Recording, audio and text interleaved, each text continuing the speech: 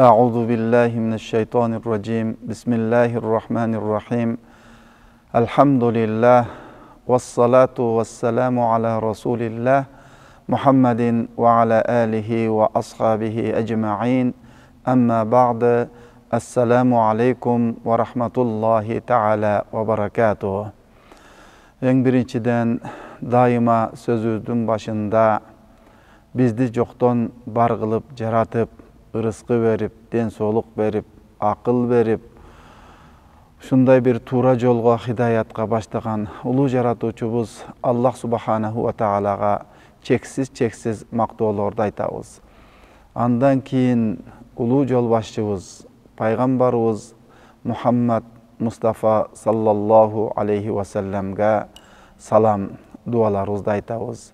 Paygambarыбыз Muhammad sallallahu aleyhi ve sellemdi Allah subhanahu wa ta'ala paygambar kılıp jönötüp, elçi kılıp jönötüp, paygambarыбыз aleyhissalam gelip kançalagan elge, jurtqa uşunday bir arkasından erçigen, ümmötkön, ne degen çoң bagıtты tartuulagan paygambarыбыз aleyhissalamga daim salam, salavattарды aytabыз.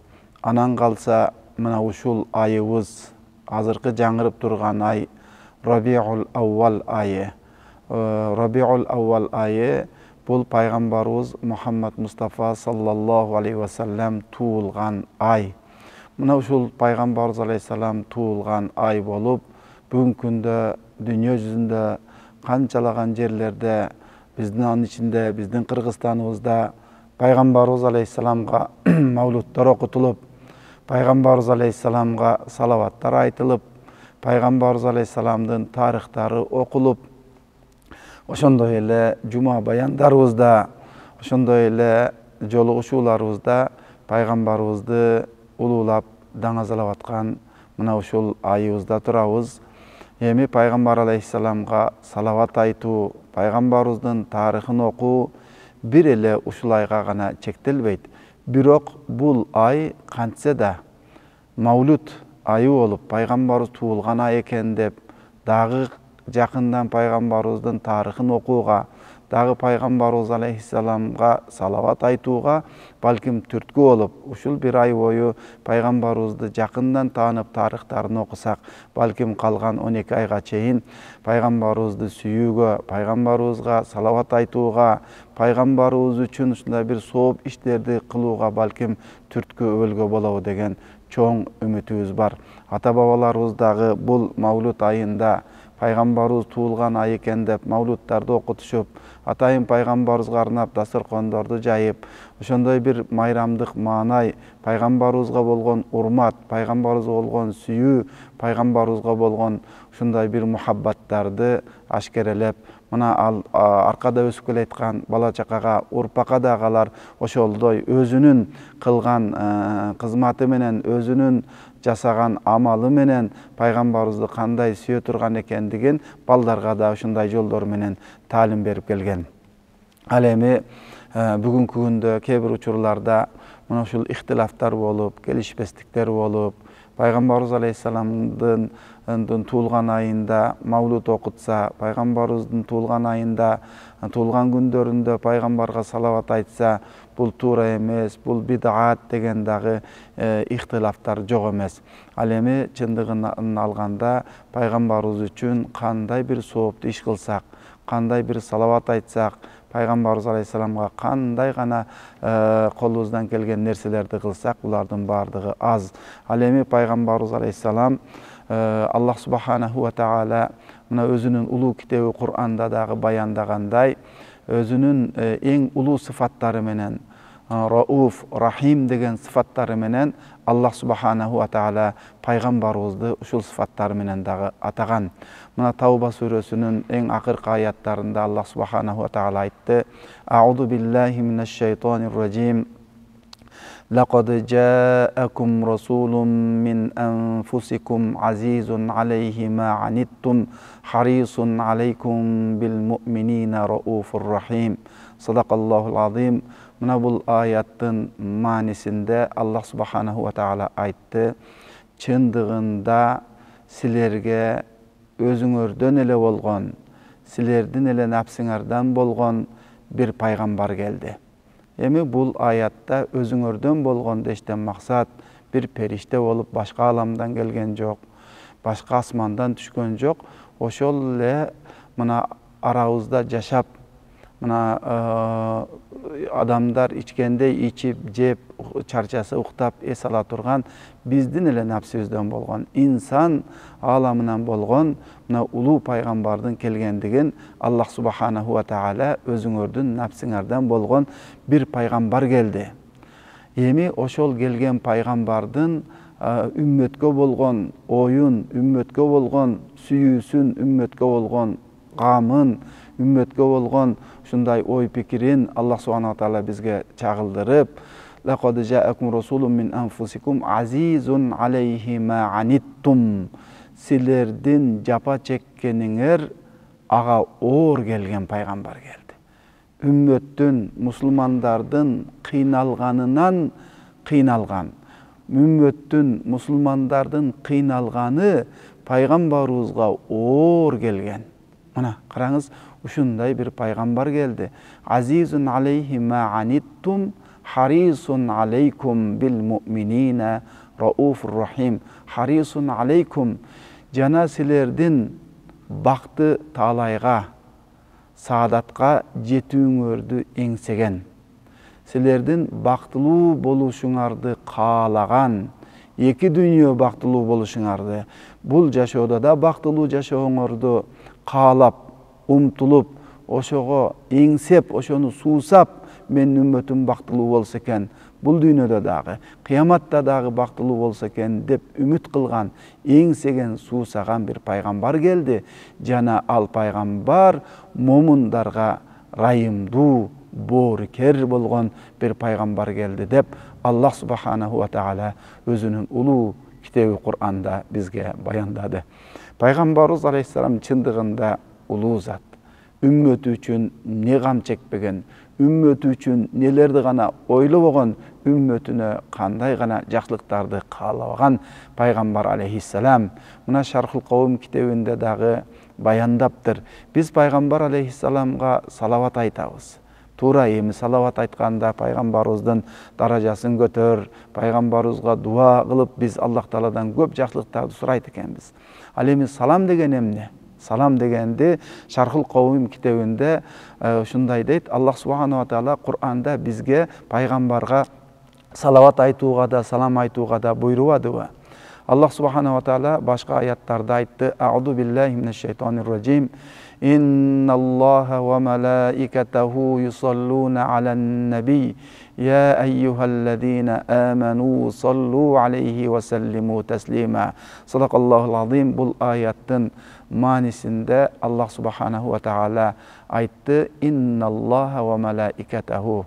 Албетте Аллах субханаху ва тааля жана анын периштелери, Алланын периштелери пайгамбарга, Мухаммад пайгамбарыбыз саллаллаху алейхи ва салламга салават айтат. Я айюхаллазина аману, эй иман келтиргендер, саллу алейхи, силер дагы пайгамбарга салават айткыла, ва саллиму, жана салам айткыла, саллу алейхи ва саллиму таслима, ушундай bir салам жолдогула, салам айткыла деп Аллах субханаху ва тааля мына Кур'анда бизге баяндады. Пайгамбарга албетте салават айтуу, бул Аллах субханаху ва тааладан болгон салаватты алымдарыбыз, тафсирлерибиз, эми бул салаваттын өзүн ала турган болсок, тафсирчилерибиз бизге ушундай деп алымдарыбыз баяндайт. Бул салават өзү дуа маанисинде. Ал эми Аллах субханаху ва тааладан болгондо дуа мааниси өчүрүлөт. Себеби Аллах субханаху ва тааля өзү дуаларды кабыл кылуучу зат, эч кимге дуа кылып, пайгамбарга салават айтып, анын даражасын жогору көтөрүүнү башкадан талап кылбайт. Ошол себептен өзү улуу зат, Аллах Тааладан болгон салават пайгамбарга бул Аллах Тааланын берекеси, Аллах Тааланын жакшылыгы, Аллах Тааланын пайгамбардын даражасын көтөрүүсү экен. Ал эми периштелерден болгон салават пайгамбар алейхиссаламга истигфар, пайгамбар алейхиссаламга дуа экен. Ал эми үммөттөн болгон салават пайгамбарыбыздын даражасын көтөрүү, пайгамбарыбызга дуа, ага жакшылык тилөө болсо, ал эми салам деген эмне? Салам деген албетте салам айтканда биз ассаламу алейкум десек, жалпы адамдарга силерге Алланын тынчтыгы, берекеси болсун. Ал эми тынчтыгы салам дегенде ичинде камтыган, сиз ачарчылыктан тынч болуң, кырсыктан тынч болуң, оорудан тынч болуң, баласыз болуп калуудан тынч болуң, кыскасы сиздин тынчтыгыңызды буза турган нерселерден аман болуң, ошолордон салам болуң, тынч болуң деген маанини ичине камтыган салам.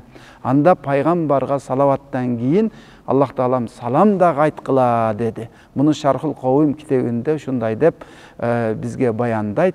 Эмне үчүн биз салам айтабыз? Пайгамбарыбыз эки дүйнө бактылуулугу берилген, Каусар берилген, Каусар суусу берилген, кыяматта бүтүн үммөткө ошол суудан сугара турган ошол пайгамбарыбызга кыскасы эки дүйнө жакшылыгы берилген болсо, салам айтууда пайгамбарыбызды тынч болуу, аман болуу мааниси бар экен да. Мына шу Шархул Кавим китебинде айтыптыр. Эмне үчүн анда пайгамбарыбыз эки дүйнө бактылуулугу берилген болсо, пайгамбарыбызды тынч болсун деп биз салам айтабыз. Эмнеге? Бул китепте баяндаптыр. Пайгамбарга салам айтууда пайгамбары тынч болсун, аман болсун. Эмнеден пайгамбарыбыз өткөн болсо, эмнеден аман болуу керек? Пайгамбарыбыз эмне кыжаалат кылат? Эмне пайгамбарыбызга оор келет? Ошондо үммөт деген. Себеби азизун алейхи ма аниттум, жана биз аятта баяндап өткөн азизун алейхи, пайгамбарга силердин жапа чеккениңер пайгамбарга оор келет дейт. Силердин кыйынчылыгыңардан пайгамбар кыйналат. Силерди бактылуу жашооңорго, бакты таалайга жетүүңөрдү эңсеген, суусаган пайгамбар келди деп Аллах Таала Куранда баяндагандай, пайгамбарга оор келе турган нерсе үммөттүн кыйынчылыгы, үммөттүн кыйналгандыгы, үммөттүн жапа чеккендиги, үммөттүн туура эмес жолго кеткендиги пайгамбарыбызга кыйынчылык, оорчулук, кайгы, капа алып келет экен да.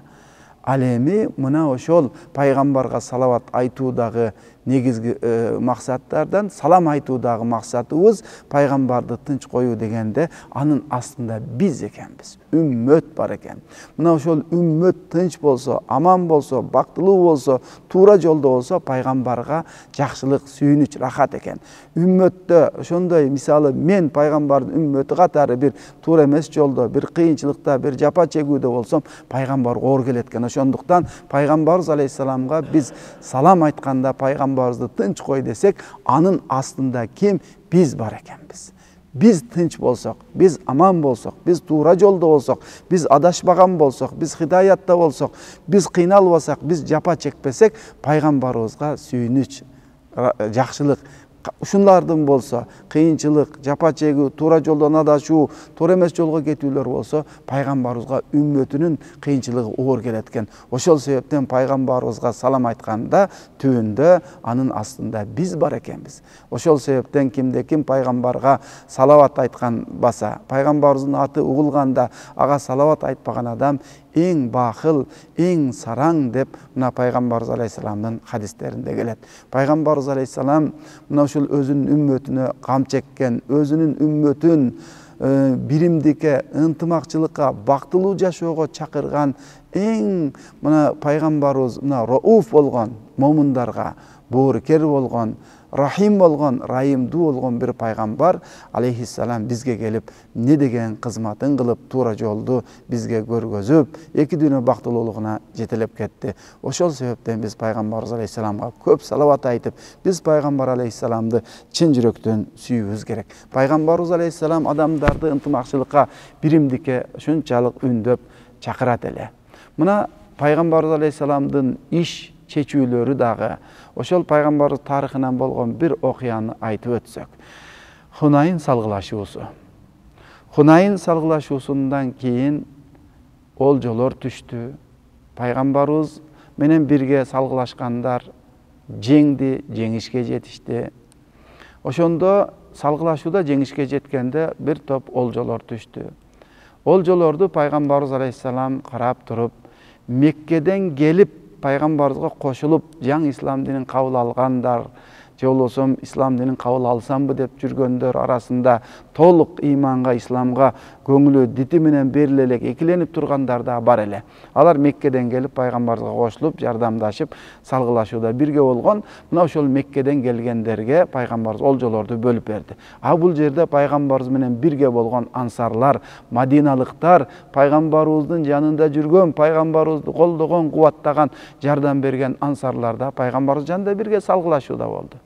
İnsan, nafsi, şaytan, mana alardın şunday жүрөгүнө, көкүрөгүнө bir oy pikirler geldi. İçinde aytıştı. Эми Пайгамбар алейхиссалам Меккеликтер кууп чыкса деле, бизге келип жашаса деле, биз менен жүрсө деле, баары бир Меккелик да олжолорду Меккеликтерге бөлүп берип койду деп иштеринде ушундай бир ызгы, мындай бир туйгу сезимдеринде шундай болуп тилге алынып сөзгө чыкты. Андан караса бул кайгы, капачылык пайгамбарыбызга ансарлар тарабынан көбөйүп бара берди. Ошондо ансарлардын жетекчиси болгон Саид бин Убада радыйаллаху анху пайгамбарыбызга келип айтты: "Я Расулаллах, биздин ансарлар ушундай деп жатышат. Олжолорду Меккеликтерге берип койду. Биз олжосуз калдык деп жатат." Дегенде пайгамбарыбыз алейхиссалам Саид бин Убададан сурап калды: "Эй Саид бин Убада, сен кайсыл ойдосуң?" Дегенде Саид бин Убада радыйаллаху анху айтты хикмат менен: "Я Расулаллах, мен деле ансарларданмын" деп койду. Мен де ошолордонмун да деп ушундай данышмандык менен ошол ойдо экендигин жеткирди. Пайгамбарыбыз алейхиссалам ал жердеги акыбалды түшүнгөндөн кийин Саид бин Убада радыйаллаху анхуга буйрук кылды: "Сен ансарлардын баарын бир ошол өрөөнгө, тиги жерге бир топтогун" деди. Саид бин Убада радыйаллаху анху бүтүн ансарларды топтоду. Пайгамбарыбыз алейхиссалам келип, кадимкидей хутба кылып, Аллага хамды сана айтып, Аллах Тааланы мактап, андан кийин ансарларга сөз айтып баштады. "Эй ансарлар, мен силерден ушундай бир сөз уктум." Бардык ансарлардын бардыгы жер караган акыбалда унчукпай отурушту. Ошондо пайгамбарыбыз мындай деп сөз баштады: "Эй ансарлар, мен силерге келип Аллах субханаху ва таала ынтымакчылык бербеди беле? Үлпөт бербеди беле? Силер бири-бириңер менен душман болуп, араздашып, согушуп, салгылашып, ортоңордо ынтымакчылык жок эле. Мен келип, мен аркылуу силерге Аллах Таалам биримдик ынтымакчылык үлпөт бербеди беле?" Ансарлардын бардыгы жер карайт. "Не дейсиңер? Биз эчтеке дей албайбыз, я Расулаллах." Бардыгы жер карап турушат. Пайгамбар алейхиссалам айтты: "Эй ансарлар, силердин колуңарда жок, кедейген багал болуп жашап атканда, мен келип, мен аркылуу Аллах Таалам береке берип, колуңарга байлык кирип, кичине жашооңор оңолуп, жакшы жашап калбадыңарбы? Не дейсиңер?" Ансарлардын бардыгы жер карап, "Эчтеке айта албайбыз, я Расулаллах." Милдет кылуу пайгамбарга, Аллага жана пайгамбарга: "Эй ансарлар, силер хидаятта эмес, туура жолдо эмес элеңер. Мен келип, мен аркылуу Аллах Таалам силерге хидаятты, туура жолду бербеди беле?" Ансарлардын баары жер карап: "Не дейсиңер буга?" Ансарлар: "Ал-манну лиллахи ва расулихи." Милдет кылуу Аллага жана пайгамбарына, биз эчтеке дей албайбыз, я Расулаллах. Бирок ушул жерде пайгамбарыбыз алейхиссаламдын адилеттүүлүгүн караңыз. Адилеттүү чечим чыгаруусун караңыз. Мына пайгамбарыбыз алейхиссалам кайра ансарларга мындайча айтканда көңүлдөрүн көтөрүп, өз тарабынан болгон жакшылыктар менен гана токтолуп калбастан, ансарлар тарабынан пайгамбар алейхиссаламга болгон жакшылыктарды эскертип: "Эй ансарлар, силер эмнеге эле жер карайсыңар? Силер деле башыңарды көтөрүп, мага айта турган, мен силерге мен тараптан болгон жакшылыктарды айткандай эле, силердин деле мага айта турган көптөгөн жакшылыгыңар бар го. Ошолорду айтсаңар мен туура демекмин, кабыл алмакмын. Силер айтсаңар болмок: эй Мухаммад саллаллаху алейхи вассалам, сени Меккеликтер кууп чыкканда биз кучак жайып тосуп алдык эле го. deseңер, men tuura aytasыңар demekmin. Sizler tuura aytkan bolot elеңер, men аны tuura aytasыңар деп sizlerдің sözüңөрдү тастыктамакмын. Ey Muhammed, sen korkkon, үрккөн, кыйналган акыбалда качып Меккеден бизге келгениңде biz ансарлар, Мадиналыктар тосуп алып, сага тынчтык ыролодук, тынчтык бердик эле го десеңер, мен тура айтасыңар деп силердин сөзүңөрдү тастыктамакмын. Силердин деле мага кылган көп жакшылыгыңар бар. Ey ансарлар, силер айтсаңар болмок. Ey Muhammed sallallahu aleyhi ve sellem, sen aç, жылаңач, эчтекең жок, үйүң жок, башкаң жок, жалгыз шундай бир эчтекеси жок бизге качып келгениңде биз сага жер берип, үй берип, эл кылып, кучак жайып тосуп алып арабызга кошуп алдык эле го десеңер болмок. Мен дагы туура айтасыңар деп силердин сөзүңөрдү тастыктамакмын деп пайгамбарыбыз алейхисалам айтты. Ошондо ансарлардын бардыгы жер карап отурган, бирок пайгамбарыбыз сөзүнөн кийин алардын жүрөгүнө да, көкүрөгүнө да сүйүнүч кирип, андан кийин пайгамбарыбыз алейхисалам айтты. Ансарлардын бардыгы ыйлап аткан, ey ансарлар dedi. Men Меккеден келгендер, жаңы исламды кабыл алгандар, экиленип тургандар, туура эле кирдимби, кандай экен деп тургандарга мына ушул олжо, инсанды кызыгып турган олжону берип, алардын динде бекем болуусун каалап, динде бекем кылып коеюн деп олжолорду аларга таркатып бердим эле. Ал эми силер олжо катары пайгамбар менен кетпейсиңерби? Алар эми ошол олжолорун алып Меккеге кайтканда ошол алган олжолору, ошол олжо катары тийген малы болобу, башка буюм кечектери менен кайтышат. Силер жаныңарда пайгамбар бар го?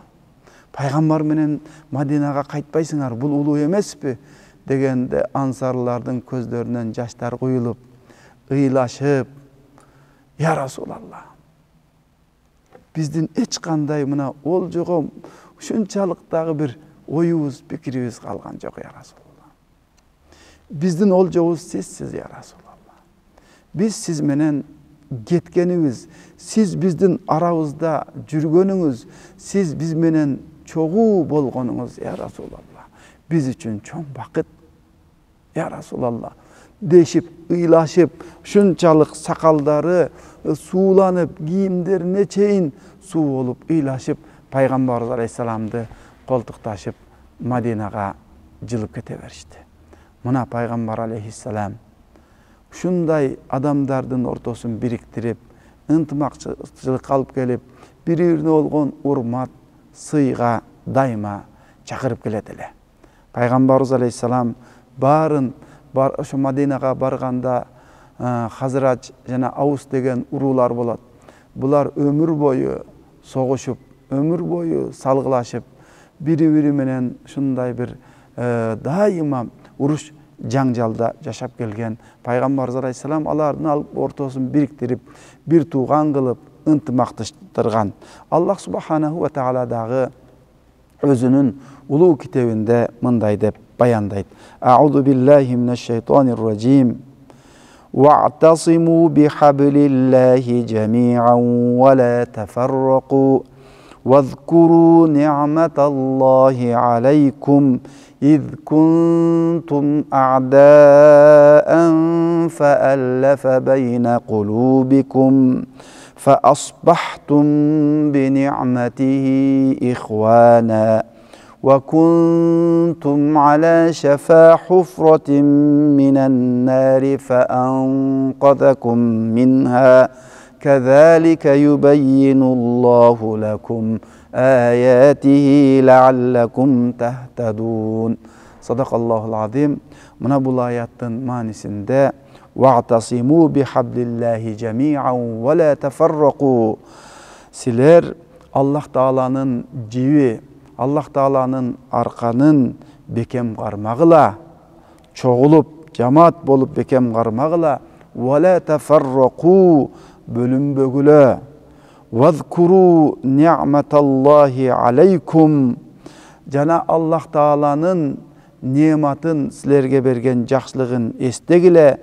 İz kuntum a'da'an fa'allafa bayna kulubikum.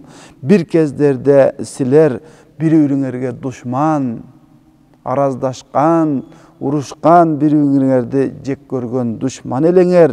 Fa'allafa bayna kulubikum. Allah subhanahu wa ta'ala sizlerden yürekleringördi ülpet kıldı. Yürekleringördi bir-birinize jakın kıldı. Şunday bir tuğan kıldı. Bi ni'mati ihwana. Jana Allah Taalanın uşul arkanı bolgan Kur'an, İslam, din şu ni'mati menen sizler bir tuğan bolduңar. Wa kuntum ala şafa hufratin minan nari fa anqadakum. Sizler ottu çunkurdun jakasında, ottu çunkurdun kırında turganыңarda sizlerdi andan kutkardı. Minha kezalike yubeyyinullahu lakum ayati la'allakum tahtadun. Sizler tuğra jolga düşüşüňer üçin, hidayat tabuňar üçin Allah Taala özünün ayatların mına uşunday kılıp bayandayt dep Allah Taala bizge Kur'anda bayandadı. Çındığında Allah Taalanın dini gelip, mına biz tarihta aytып ötkönдөй, okup ötkönдөй, bütün ümmetті, bütün musulmandardan başın biriktirip bir tuğan kılıp, ıntımak kılıp, alardın barın jaraştırıp, murdakıların barın eskilerinin bardığın kağıp, çıgarıp mındayça aytkanda musulmandın ümmetin başın biriktirgen Peygamberimiz Aleyhisselam daima birimdike ıntımakçılıkka kızmat kılıp kelgen. Yemi mına uşul ayattın düşүү sebeplerinin biri dağı. Gündördün birinde mına Aws jana Hazraç uruları şunday ıntımakta, birimdikte, bir-birine olgan ülpöt, sıy, urmat, muhabbat üstünde süleşip oturganın Şas ibn Kays degen Yahudilerden bolgan bir adam gördü.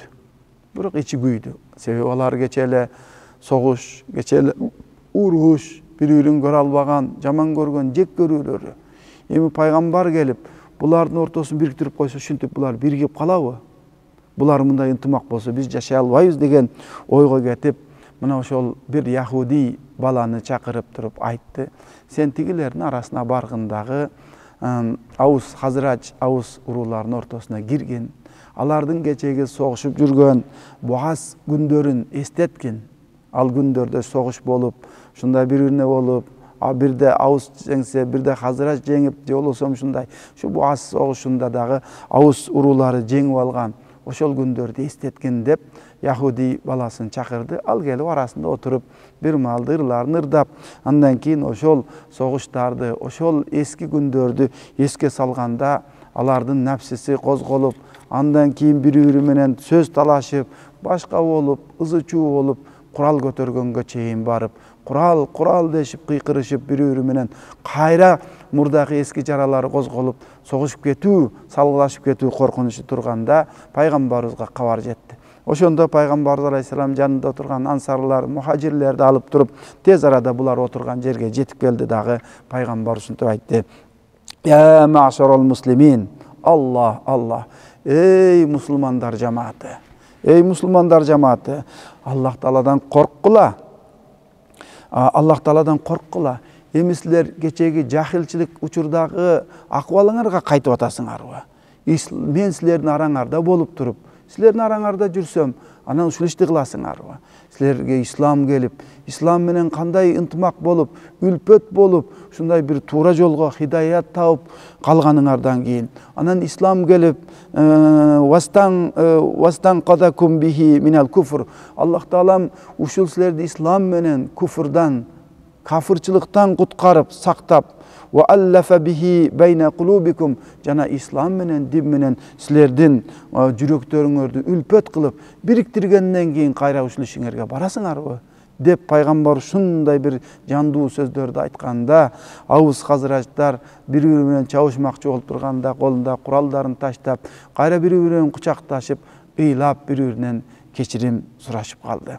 Mına uşul ayattın düşүү себептери дагы şu Пайгамбарыбыз алейхиссалам келип жана кайра кайталанып кетүү коркунучунда турган ауыз хазырачтардын ортосун ынтымакчылыкка, биримдикке бириктиргенден кийин мына Аллах Таалам азыркы биз окуп өткөн вa'tasimu bihablillahi jami'an wa la tafarraqu Аллахнын арканын динин мындайча айтканда ислам динди, Кур'анды бекем жамаат болгон акыбалда бекем кармагыла жана бөлүнбөгүлө деген аяттары келип түштү, назыл болду.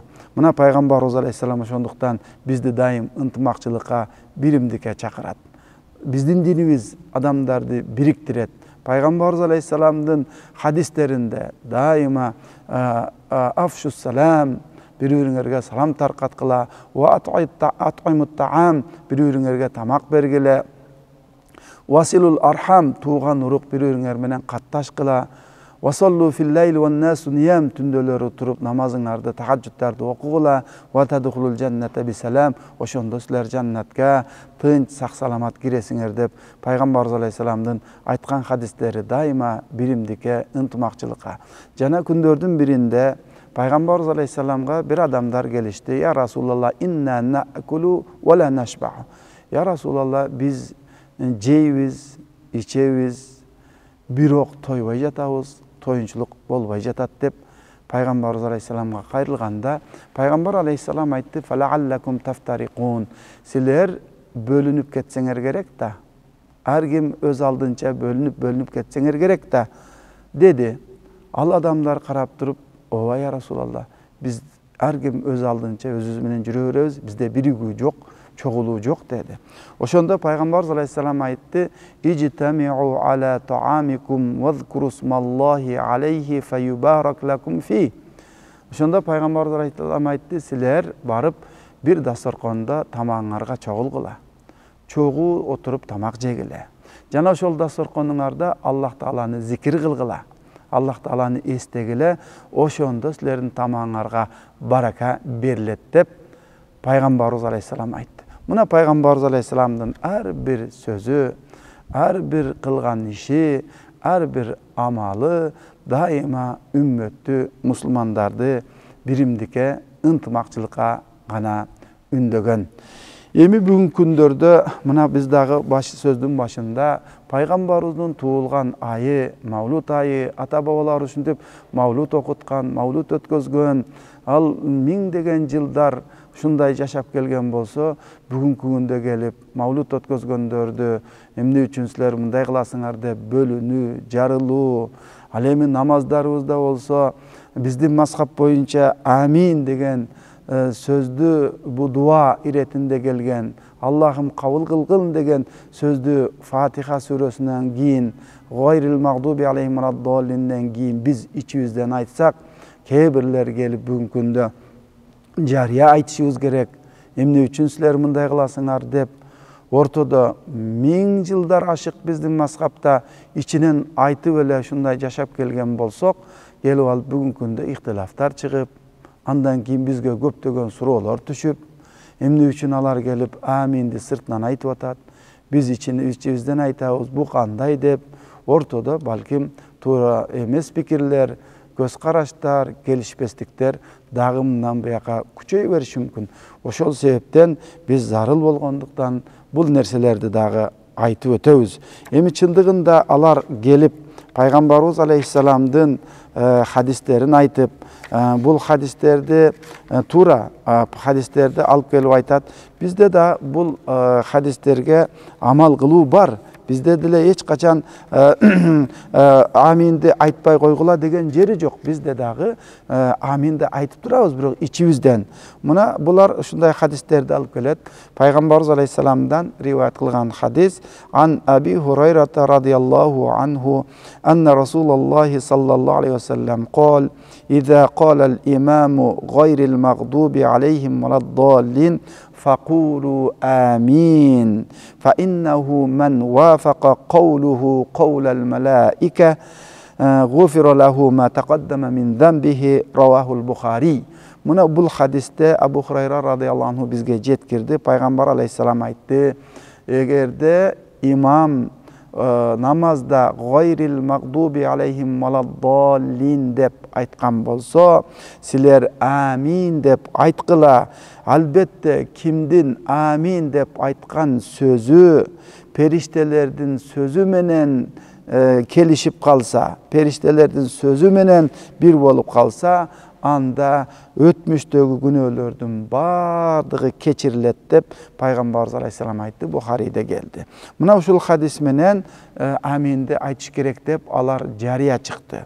Ал эми биздин мазхаб боюнча бизде деле айтпагыла деген жери жок. Бизде болсо дагы аминди айтабыз, бирок ичибизден айтабыз. Ал эми сыртынан айтат дегендер мына ушул хадисти бизге далил алып келип, эмне үчүн айтпайсыңар деген сөздөргө чейин келишет. Жана ошондой эле дагы бир башка хадисте кала Абу Муса ал-Аш'арию инна Расулаллахи саллаллаху алейхи ва саллям хатабана фабайяна лана суннатана ва алламана салатана факала иза саллайтум фаакиму суфуфакум ثم ليؤمكم أحدكم فإذا كبر فكبروا وإذا قال غير المغضوب عليهم ولا الضالين فقولوا آمين يحببكم الله رواه مسلم. Bu hadiste Abu Musa al-Ash'ari radıyallahu anhu jetkirdi. Peygamberimiz aleyhisselam bizge hutba kılıp jatıp, bizge sünnetlerdi bayandadı, jana namazlarыбызды bizge üyröttü. Andan keyin aytты, namazga tursaňar saptaryňardy tegizdegile. Andan keyin araňardan biri imam bolsun. İmam kaçan takbir aytıp kulak kakkan bolsa, sizler de takbir aytıp kulak kakkıla. Kaçan imam gayril magdubi aleyhim veladdallin dese, sizler amin dep aytkıla. Allah Taalam sizlerdi jakşı göret, süyet degen hadislerdi dagı alıp gelet. Mına uşulardın negizinde bizde dagı mazhabыбызda dagı amindi içinen aytabız, aytpa degen jeri jok. Birok uşul jerge gelip uşul hadisler menen amindi sırtынан aytkıla degендер чыгат. Birok bul hadislerden biz okup ötkönдөй amindi aytkıla dep turat, birok hiç kaçan sırtыңardan aytkıla debeyt. Mına alımlarыбыз, fakihlerыбыз bizge jetkirgen kitepterde hiç kaçan Peygamberimiz aleyhisselam amindi aytkan bolsa dagı özü, birok arkadagı turgan sahabalardın bardygy şol meçitти жаңыртып толтуруp amin dep kıyıratlı degen, amin dep aytatlı degen bir dagı kavar, bir dagı hadisler jok. Жетиштүү эмес.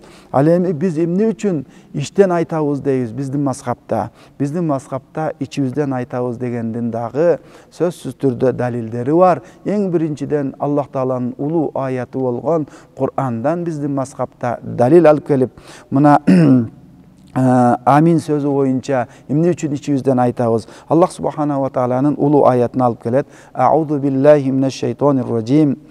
Ud'u rabbakum tadarruan ve khufya innehu la yuhibbul mu'tadin. Mına bul ayetin manisinde Rabbiňerge jalbaruu menen kupuya dua kılgıla, albette al çekten aşuuçu kişilerdi süýbeyt degen mına Allah Taala'nın A'raf suresinin 55. ayetinden uşul dalilde alıp gelet. Ud'u rabbakum, sizler Rabbiňarga dua kılgıla, jalbaruu menen jana hufiyatan kupuya dua kılgıla deyt. Alemi amin sözü olsa bul Allah'ım kabul kıl degen dua manisinde. Bul sözdü bir ele Arap dilinde gana emes, başka dindegilerde bardığı, jer betindegi adamlardın bardığı amin degen sözdü kollanılat eken. Çındığında amin degen söz bul Kur'an ayatlarından bir ayat emes. Buğa bardığı kimden gana şul Kur'an ayatından bu şul söz desek, jok Kur'an ayatından emes deyit. Anda alımdarız aytat. Kur'an ayatından bolgon Bismillahirrahmanirrahimdi ağızını dele içimizden aytıp jatpayбыз bu. Anda amin içimizden aytsak emne sebepten amin Kur'an ayatı bolbosa, ошондой эле ачык сырттан айткыла деген чечкиндүү, кескиндүү далилдер келтирилбеген болсо, ал эми мына аятка көрө Аллах Таалага жалбаруу менен купуя дуа кылгыла деп атат. Ал эми амин сөзү дуа маанисинде болгон болсо, анда биз ичибизден айтабыз деп мына биздин мазхаб алымдары мына ушул далилдерди келтирет. Бул далилдер менен токтоп калбастан жана башка далилдерди алып келет. Ан Аби Ваилин radıyallahu anhu قال كان علي وابن مسعود لا يجهران بسم الله الرحمن الرحيم ولا بالتعوذ ولا بآمين رواه الطبراني. Buna bu hadiste bizge jetkirdi munday deyt.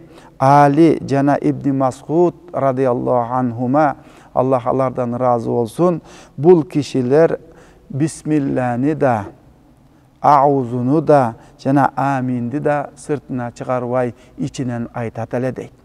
Ali radıyallahu anhu Peygamberimizdin güye balası, tuğanı, en jakın sahabalarından bolgon ulu zat. Alemi Abdullah İbni Mas'ud radıyallahu anhu Peygamberimizdin gölökösü degen atqa kongon ulu sahabalar. Muna bul sahabalarda amindi içinen aytat ele dep muna bul hadiste jetkirip atat. Alemi biz baştaki ayatqa gelsek, Allah Ta'alaga sizler jalbaruu menen jana kupiya dua kılgıla deş menen, muna oşul kupiya degen söz, Allah Ta'alanın sözün dalil alıp biz amin degen bul dua olsa, bul jalbaruu, Allah Ta'alaga kayrıluu, Allah'ım kabul kıl degen bolsa, hufyatan dua kılgıla kupiya degen ayatqa ılayık aga göre bizden maskavuzda muna uşul amindi içinen aytuunu uşul ayatты dalil kılıp içimizden aytuuzga maskavuzda hüküm çıkargan bolsa, bir ele bul ayat menen emes, başka hadisler menen. Bul hadislerden jeyintığında aytılıp ötülüp atat. Umar radıyallahu anhu dağı daima amindi içinen aytat ele dep, muna ulu sahabalar içinen aytıp, uşul negizinde bizden mazhab amindi içinen aytat ekendigi tuurasında hükümdördü, kabul aldı. Oşol sebepten bugünkü günde meçitlerimizde, bugünkü günde biz şol meçitlerimizde, bugünkü günde biz amindi içimizden aytsak, sırttan aytkandarga köptögön adamlar düşünböstön suroolordu uzatıp, oşol ele meçitlerde kayra adamların arkasından barıp, ne üçün biz içimizden aytsak, sizler sırtыңardan aytasыңар dese, alar janagı hadislerdi dalil kılıp alıp kelet. Anan biz aytat elek, al hadisler tuura amindi aytkıla degen Peygamberimizin hadisleri tuura, oşonu menen bizdin mazhapta aytpagıla degen söz bar o, bizdin mazhapta da aytkıla dep atat. Bul jerdegi talaş Peygamberimiz aleyhisselam aytkıla deş menen үнүңөрдү чыгарып айткыла деген bir дагы Peygamberimiz hadislerinde bul tekstlerde anday geliptir, aytkıla deptir. Alem bizdin mazhapta aytkıla dep atat. Bирок эмне үчүн içibizden aytat ekendigine dalillerdi konkrettүү түрдө, keskindүү, чечкиндүү dalillerdi ayattan da hadisten de bizge aytıp alımlarыбыз, mazhap başçılarыбыз bizge jetkirgen. Oşol sebepten biz daima sözübüzdө aytıp kelebиз. Daima elibizge jetkirip kelebиz. Biz kaçan tuura jolda bolabыз. Kaçan biz şul Allah Ta'alanın fa'anqadakum minan nar, sizlerde uşunday bir ottuu çukurdun jakasında turganda Allah Ta'alam sizlerdi oşondoy bir ottuu çukurdan kutkarбады беле деп ayatda aytkanday, muna uşul biz kaçan gana mazhapты karmanganda, dinibizdi bekem karmanganda, jamaat bolgonda, oşol jamaat mazhap menen bolot, akidada Maturidi akidası menen bolot, uşulарды bekem karmanganda gana tozok otundan saktalar ekendigibizdi bizdin alımdarыбыз tatnakay kılıp jetkirgen. Oşol sebepten ulan biz daima aytabız, hiç ihtilaf kılbaylı, hiç bölünböylü, hiç yarılbaylı, bizdin 1300 yıldan beri gele жатқан mazhabыбыз, uşul tatnakay jolubuzdu gelip ele, anan 1000 yıldan keyin gelip alıp ele, mınanday bolot, tiginday bolot degender çındığında emi tuura emes.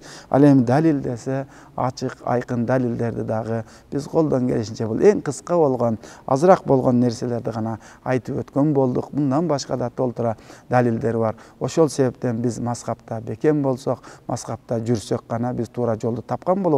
Mazhap degen sözdün özü dele kıskaça düşündürüp ötsök, bir jol degen, bir mektep degendi düşündürüp jol. Jana bir men dagı şunday taksis menen gele jatıp, şu mazhap jönündө süйлөшүп kalsak, mazhap degen emde, magamday oңой jolu menen, жеңил jolu menen düşündürüp beriңçi deyt.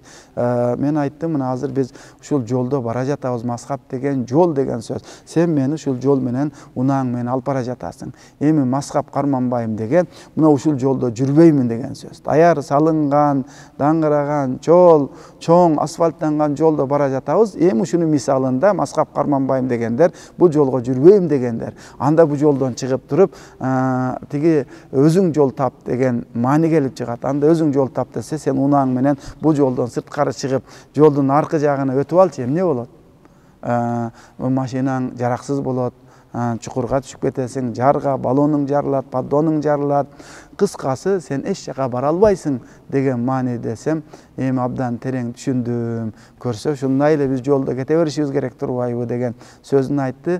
Биз дагы айтабыз, ушул татынакай биздин ошол мазхаб башчыларыбыз түзүп берген жолубузда, мазхабыбызда Имам Азам Абу Ханифа мазхабында, акыйдада имам Матурidi акыйдасында түз бара бергенибиз биз үчүн эң чоң бакыт, биз үчүн эң туура жол, биз үчүн адашуудан башкадан сакталган эң туура жол. Ушунда гана барганыбызда ихтилафтар, бөлүнүүлөр, ажыроолор, алыстоолор, келишпестиктердин бардыгы четке чыгып өзүнөн өзү жок болот. Анда барыбыз пайгамбарыбыздын туулган айында көп пайгамбарыбызга салават айтып, пайгамбарыбыздын тарыхынан окуп, үйрөнүп, дайыма мындай ихтилафтарга, келишпестиктерге жол бербестен ынтымакта, биримдикте жашоону Кудай Таалам барыбызга насип кылсын. Элибизде тынчтык, амандык, береке болсун.